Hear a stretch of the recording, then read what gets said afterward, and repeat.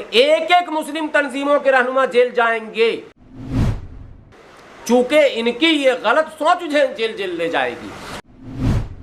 आप जब हक पर बोलना छोड़ दोगे, सत्य का साथ देना छोड़ दोगे, मजलूमों की आवाज को उठाना छोड़ दोगे, आज दलितों के साथ अत्याचार हो रहा आप चुप हो, मुसलमानों के साथ अत्याचार हो रहा आप चुप हो, सिखों के साथ 84 में अत्याचार हुआ आप चुप रहे, ईसाइयों के चर्च जलाए जा रहे आप चुप रहे, गरम स्टंट को जिंदा जला दिया आप चुप रहे।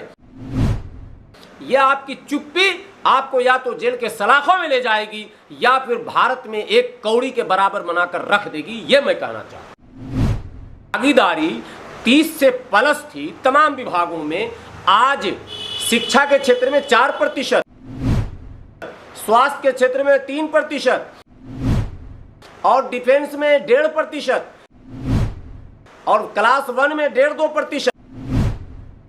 और सुनिए, स्टेट पुलिस में अगर उत्तर प्रदेश में हम 20+ हैं, जनसंख्या की बात कर रहा हूं, तो स्टेट पुलिस में हम 3%, बिहार में हम 18-19%, स्टेट पुलिस में 2%, 3%, बंगाल में हमारी आबादी 38%, स्टेट पुलिस में 4%।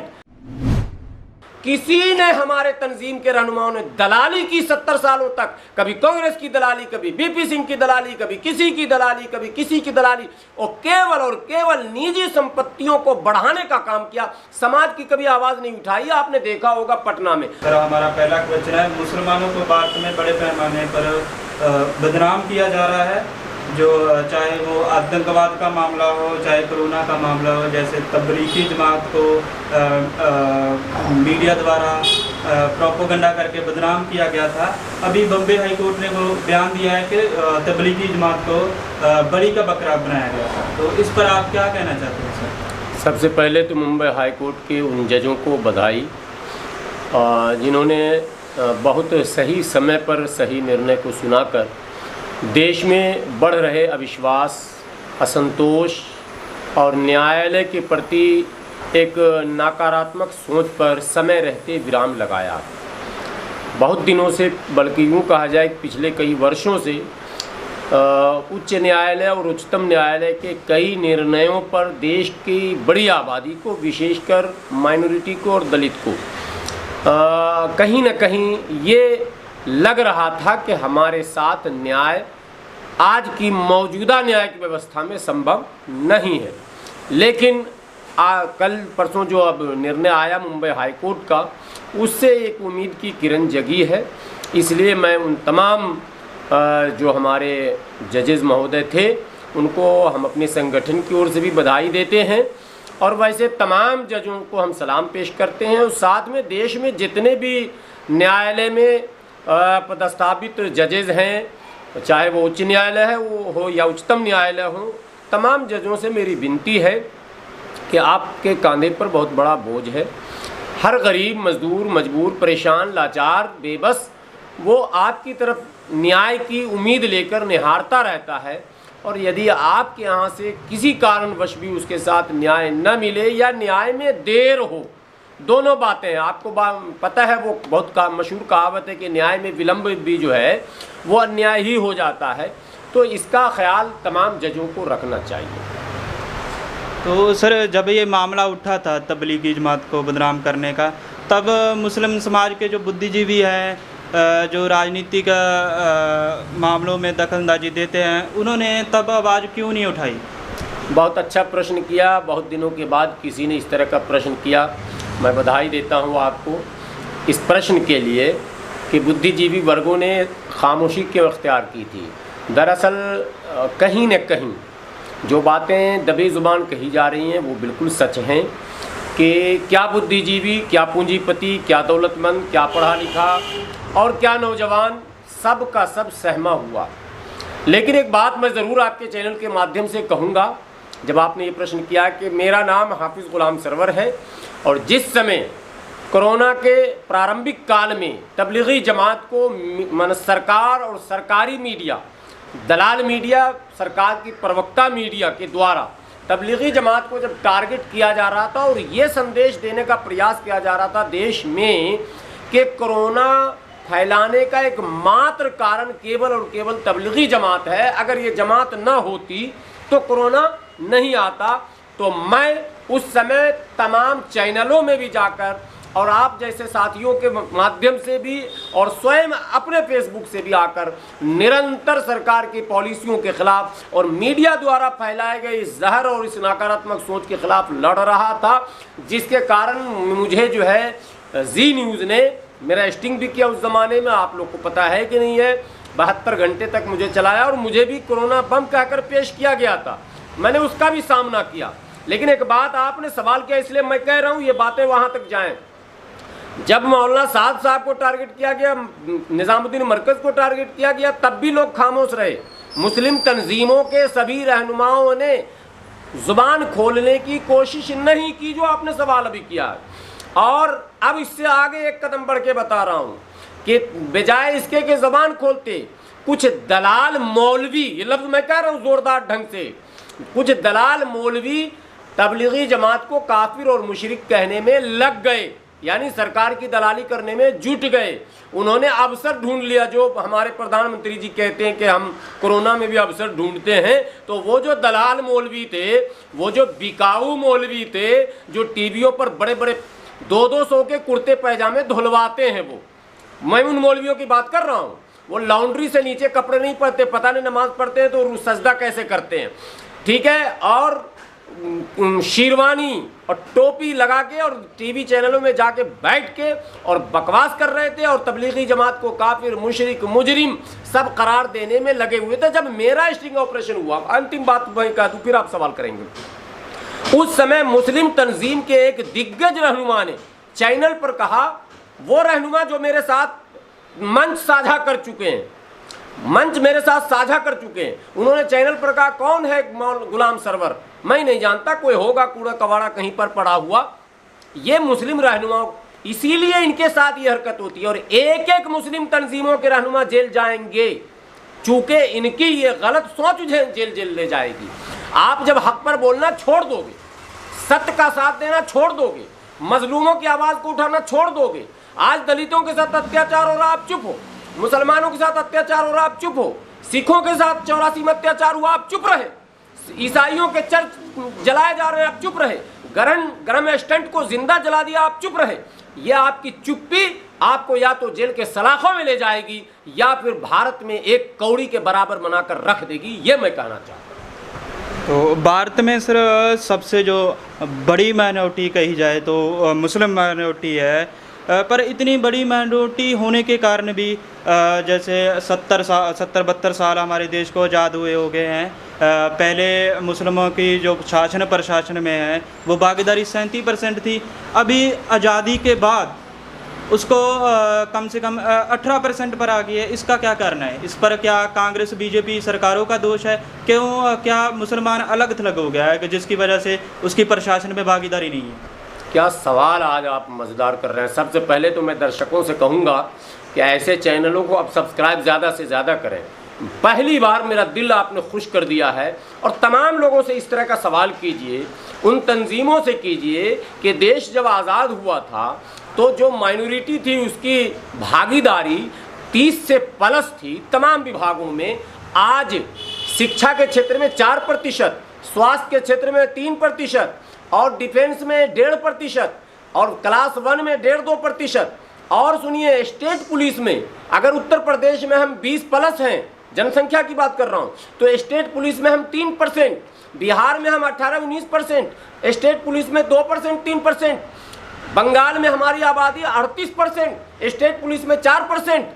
किसी ने हमारे तंजीम के रहनुमाओं ने दलाली की 70 सालों तक, कभी कांग्रेस की दलाली, कभी बीपी सिंह की दलाली, कभी किसी की दलाली, कभी किसी की दलाली, और केवल निजी संपत्तियों को बढ़ाने का काम किया। समाज की कभी आवाज़ नहीं उठाई। आपने देखा होगा पटना में दीन बचाओ रैली, पिछले साल 2 साल की बात कर रहा हूँ, दीन बचाओ, ईमान बचाओ, मस्जिद बचाओ, कुरान बचाओ, दाढ़ी बचाओ, टोपी बचाओ, शेरवानी बचाओ, ये लगे रह गए 70 साल तक।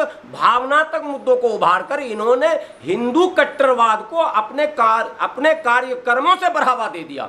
यदि ये कट्टरवाद की पाठ न पढ़ाते, ये दीन खतरे में न बोलते, तो वो संगठन हिंदुत्व खतरे में न बोलता जो आज बोल रहा है। ये इनकी भाषा बोल रहा है, इनके द्वारा दी गई जुबान है ये। इसलिए इन्होंने कभी रोजी की बात नहीं की, कभी रोटी की बात नहीं की, इन्होंने कभी शिक्षा की बात नहीं की। पूरे देश में कॉमन पॉलिटिक्स पर कभी डिबेट नहीं करवाया। रामलीला मैदान में रैली हो रही है, रैली क्या है जी? इस्लाह माशरा कॉन्फ्रेंस। अरे हम भूखे हैं, पेट में अन्न नहीं है, तुम उन तमाम भूखों की बात क्यों नहीं करते? तुम केवल मुसलमानों की बात क्यों करते? क्या इंसानियत का पाठ इस्लाम ने तुम्हें नहीं पढ़ाया? तुमने जब भी रैलियां की तो केवल मुस्लिम इशू पर, तलाक को लेकर, शरिया को लेकर, पर्सनल लॉ बोर्ड को लेकर, ये तमाम मुस्लिम इश्यूज को लेकर तुम लड़ते रह गए, कॉमन पॉलिटिक्स पर बात नहीं किए। आज पॉलिटिक्स में हाशिए पर डाल दिए गए हैं केवल इसलिए कि दुनिया में यह संदेश चला गया, देश में यह संदेश चला गया, भारत के नागरिकों को यह लगा कि मुस्लिम कम्युनिटी केवल अपनी बात करती है, हमारी लड़ाई लड़ नहीं सकती। इसीलिए तमाम लोगों ने हमें किनारे लाकर फेंक दिया। आज राजनीति में कुत्ते की बराबर औकात मुसलमानों की नहीं है। इसलिए सवाल होना चाहिए, यह सवाल जमात इस्लामी से होना चाहिए, यह सवाल जमीयतुल उलमा से होना चाहिए, यह सवाल उन तमाम संगठनों से होना चाहिए जो अपने आप को स्वघोषित मुसलमानों का रहनुमा कहते हैं। आपने 70 वर्षों तक रोजी की, रोटी की, पढ़ाई की, लिखाई की, दवाई की, बाढ़ की, सुखाड़ की क्यों नहीं लड़ाई लड़ी? जो कॉमन इश्यूज थे उसको आपने मेन फ्रेम में, सेंटर पर क्यों नहीं लाया? आपने उसको हाशिए पर डाला और कॉमनल इश्यू पर आप पॉलिटिक्स करते रहे। देश कॉमनल पॉलिटिक्स में डूब गया। आज हम बाप बाप कर रहे हैं, बात बात पे हिंदू मुस्लिम, कोरोना हिंदू मुस्लिम, दवाई हिंदू मुस्लिम, मिठाई हिंदू मुस्लिम, पढ़ाई हिंदू मुस्लिम, सारी चीजें हिंदू मुस्लिम हो रही है। इसका जिम्मेदार सिर्फ और सिर्फ मुस्लिम संगठनों के रहनुमा है और कोई नहीं। तो मुस्लिमों की बात में अभी तक सर कोई भी नेशनल पार्टी नहीं है। 70 साल देश को आज़ाद हुए हो गए हैं, मुसलमानों का कोई प्रतिनिधि नहीं है कि मुसलमानों का जो आवाज़ उठाए संसद में। कांग्रेस बीजेपी में जरूर है, पर मुसलमानों की इतनी बड़ी आबादी होने के कारण नेशनल पार्टी नहीं है। इसका क्या कारण है सर? देखिए, ये भी बहुत महत्वपूर्ण सवाल है। नेशनल पार्टी बननी चाहिए थी, पार्टी थी, है, लेकिन पार्टियों का काम क्या है? यदि आपने धर्म के नाम पर पार्टी बना ली तो गोया के धर्म की राजनीति को आपने बढ़ावा दिया। मुस्लिम नेतृत्व, मैंने पहले ही आपको कहा, आप जब तक आम जनों के विश्वास को नहीं जीतेंगे। अन्ना हजारे प्लांटेड थे, लेकिन मुद्दा क्या था? भ्रष्टाचार। मुद्दा क्या था? कि भाई एक पारदर्शी सरकार। मुद्दा क्या था? कि भाई लोकपाल बिल, यानी लोकपाल, जन लोकपाल का अर्थ क्या था? यही तो था कि आम जनों की तमाम चीज़ें सार्वजनिक दिखनी चाहिए, समझ, यानी जो ट्रांसपेरेंसी की बात।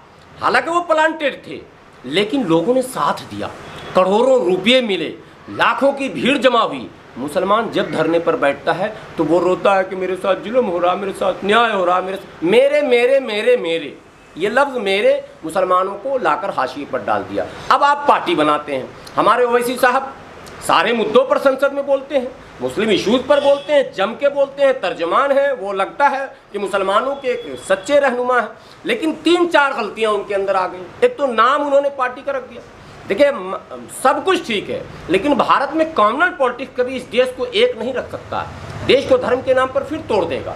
आपने पार्टी का नाम मजलिस इत्तेहादुल मुस्लिमीन रख दिया। अब संघ वाले कहेंगे मजलिस इत्तेहादुल हिंदुईन, तो इत्तेहादुल मुस्लिमीन, इत्तेहादुल हिंदुईन, इत्तेहादुल सिक्खीन, इत्तेहाद उर्दू लफ्ज़ ही है, माने संयुक्त। तो संयुक्त मुसलमान एक तरफ हो जाए, हिंदू एक तरफ हो जाए, इसी के भाई ऐसे देश चलेगा क्या? नाम आप कॉमन रखते और एजेंडा कॉमन रखते, पूरा देश जुड़ता, नेतृत्व अपने हाथ में रखते। और केवल मुसलमानों का क्यों? मजलूमों की आवाज़ क्यों नहीं? आदिवासियों की आवाज़ क्यों नहीं? दलितों की आवाज़ क्यों नहीं? अगर अत्याचार और क्या कहते हैं उत्पीड़न का शिकार कोई भी वर्ग बन रहा है और सैकड़ों हजारों सालों से उसके साथ अगर अत्याचार हो रहा, तो उसकी आवाज़ आप नहीं उठाएंगे तो आप नकली मुसलमान हैं साहब, असली है ही नहीं। असली अगर इस्लाम के मानने वाले, तो इस्लाम तो मानवता की बात करता। आज आपके इन गलत कार्यों ने तमाम लोगों में यह संदेश दे दिया कि इस्लाम मानवता की बात नहीं करता है, इसलिए कि आपने नहीं किया ना। इस्लाम तो कर रहा है, लेकिन आप इस्लाम को फॉलो करते भी आपने बात नहीं की। नतीजा ये हुआ कि हम दो तरह से फेल हुए, धार्मिक दृष्टिकोण से भी फेल हुए और राजनीतिक दृष्टिकोण से भी फेल हुए। अब आवश्यकता इस बात की है कि आज भी, मैंने टीका टिप्पणी तो चूंकि सवाल आएंगे तो आ ही जाएगा कारनामे को लेकर, लेकिन मैं बचना चाहता हूं कि मैं किसी पर आरोप न लगाऊं, टीका टिप्पणी न करूं, लेकिन हाथ जोड़कर विनती करना चाहता हूं। आज भी समय है, समय कभी जाता नहीं है और जब जाता है तो फिर लौट कर नहीं आता है। आज भी समय है, देश के अंदर अमन, एकता, भाईचारा, प्यार, मोहब्बत का वातावरण कैसे बने, एक आदमी दूसरे के दर्द को कैसे बांटे, जो मजलूम है, जो पीड़ित है, जो जिसके ऊपर सदियों से अत्याचार हो रहा है, उसकी आवाज़ आप जब उठाएंगे तो प्यार उनके दिलों में आपके प्रति जग जाएगा, वो आपके पीछे आकर खड़े हो जाएंगे, आपका कंधा मजबूत हो जाएगा और जो अलग करने की साजिश है समाज से, वो साजिश करने वाले नाकाम हो जाएंगे। आप केवल ये आरोप लगाते हैं कि वो हमें अलग करना चाहता है, लेकिन आप अपने कारनामे से स्वयं अलग हो रहे हैं, ये मेरा कहना है। किसी के आरोप लगाने के पीछे मैं नहीं जाता हूं, संघ क्या कहती है, फलां क्या कहती है, बजरंग दल क्या कर रहा है, करने दो ना। हमारा जो कर्तव्य था वो हमने नहीं किया ना, ये मेरा प्रश्न है। हम भी तो अपने कर्तव्य को करके दिखाएं। हम अगर उनके एजेंडे को आगे बढ़ा रहे हैं तो ये, और रोना रो रहे हैं कि वो देशद्रोही है, वो समाज में तोड़ रहा, तो आप जोड़ कहाँ रहे वो भी तो बताइए। एक तोड़ रहा और आप तोड़ने वाले का गाना तो गा रहे हैं, लेकिन आपके सारे कारनामे भी उसी जैसे हैं, कहीं ना कहीं अलगाववाद की ओर आपको लेकर जा रहे हैं। इससे बचने की जरूरत है।